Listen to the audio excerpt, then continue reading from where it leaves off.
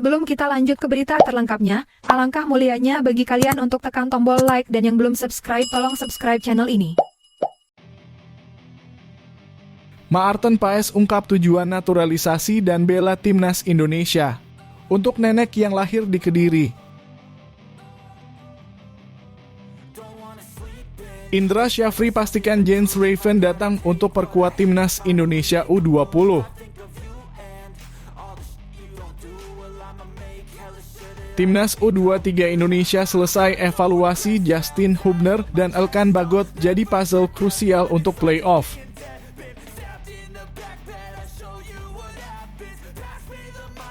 Daftar peraih penghargaan di Piala Asia U23 2024. Supporter Timnas Indonesia mendapatkan penghargaan supporter terbaik. Ali Jasim pahlawan kemenangan Irak kirim dukungan untuk Indonesia.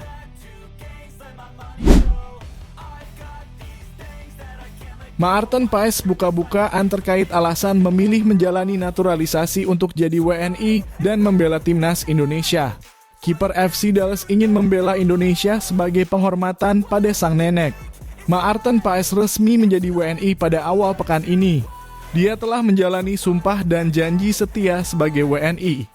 Namun tidak secara otomatis bisa membela timnas Indonesia. Masih ada kendala yang dihadapi Maarten Paes. Dia masih terganjal statuta FIFA pasal 9 tentang perpindahan asosiasi huruf B ayat ketiga.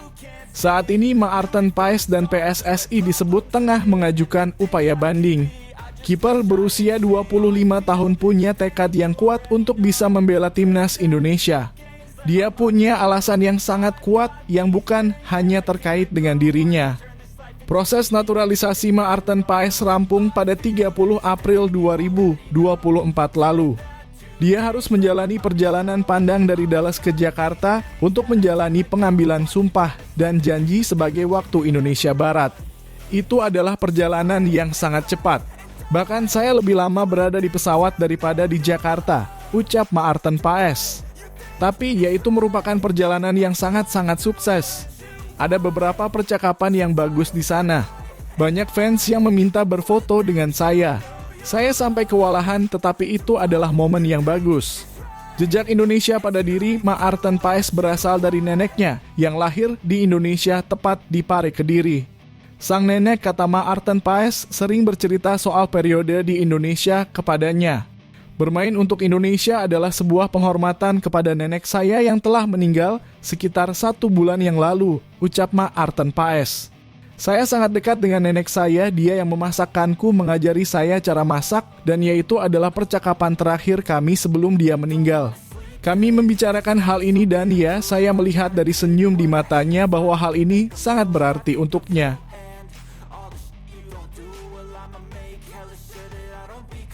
PSSI baru-baru ini mengumumkan tengah memproses 2 pemain, yakni Calvin Verdonk dan Jens Raven untuk dinaturalisasi. Dari kedua nama itu, Raven ternyata didatangkan tak hanya untuk memperkuat tim senior, tapi juga diproyeksikan untuk menjadi andalan di timnas Indonesia U20. Hal itu sudah dikonfirmasi langsung oleh pelatih timnas Indonesia U20, Indra Syafri. Jadi dengan hadirnya Raven, maka skuad Garuda Nusantara juga ikut mendapatkan kekuatan baru. Jens Raven menjadi pemain keturunan Indonesia teranyar yang sudah setuju untuk dinaturalisasi. Pemain kelahiran Belanda itu pun sudah datang ke Jakarta beberapa waktu lalu untuk memulai prosesnya. Sebagai informasi, Jens Raven merupakan penyerang yang berseragam tim Dordrecht U21. Pemain berusia 18 tahun itu tampil dalam 19 pertandingan dengan koleksi 6 gol di musim 2023 hingga 2024. Indra Syafri pun mengungkapkan bahwa Jens Raven melakukan tes kesehatan ketika datang ke Indonesia.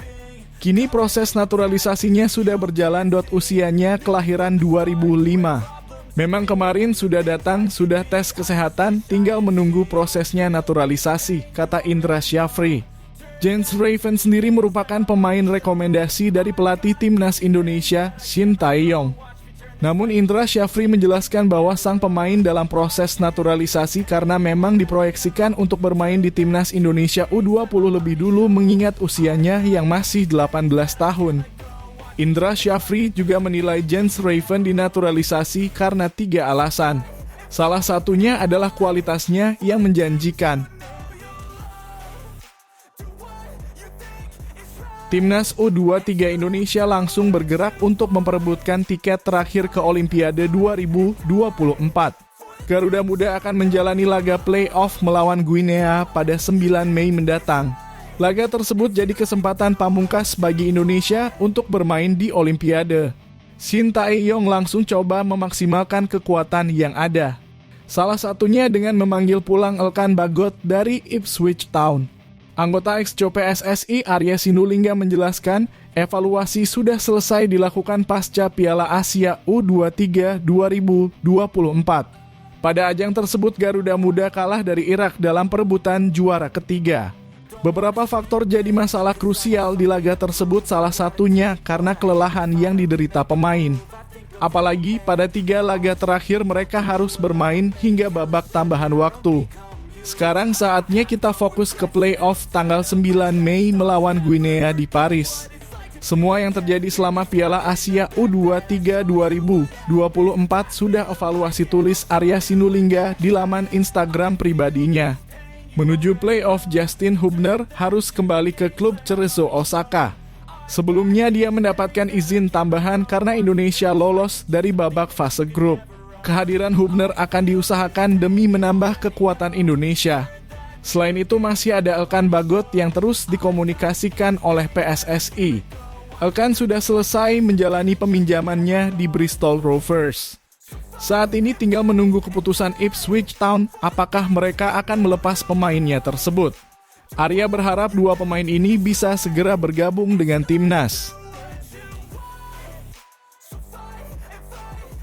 Daftar peraih penghargaan di Piala Asia U23 telah diumumkan usai final antara Jepang U23 versus Uzbekistan U23 Sabtu dini hari WIB 4 Mei 2024.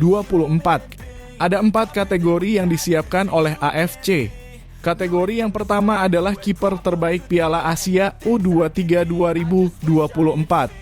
Penghargaan itu diberikan kepada kiper Uzbekistan U23 Abdulfahid Nematov. Melalui laman resminya, AFC membeberkan alasan memiliki Abdulfahid Nematov sebagai kiper terbaik Piala Asia U23.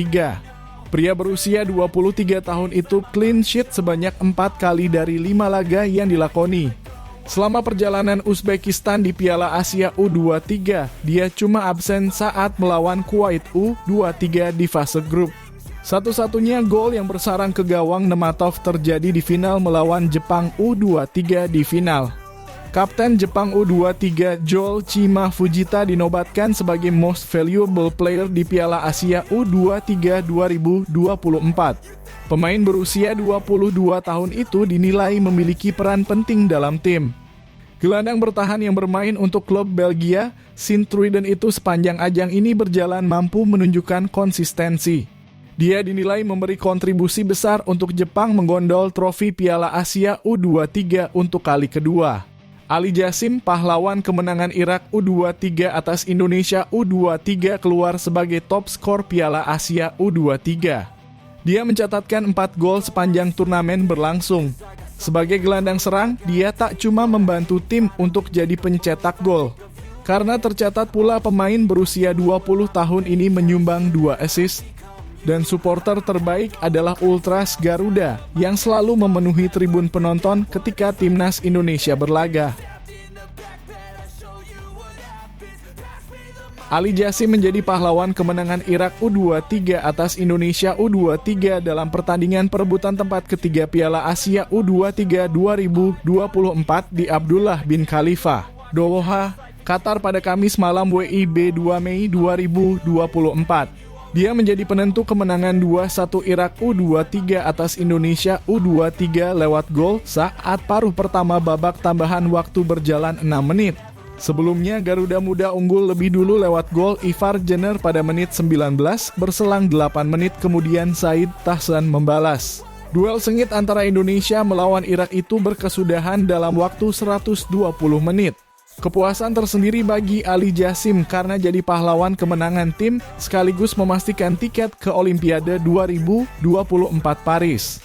Ali Jasim adalah talenta berbakat yang dimiliki Irak. Sudah dari skuad U20 sampai dengan timnas Irak dia bermain.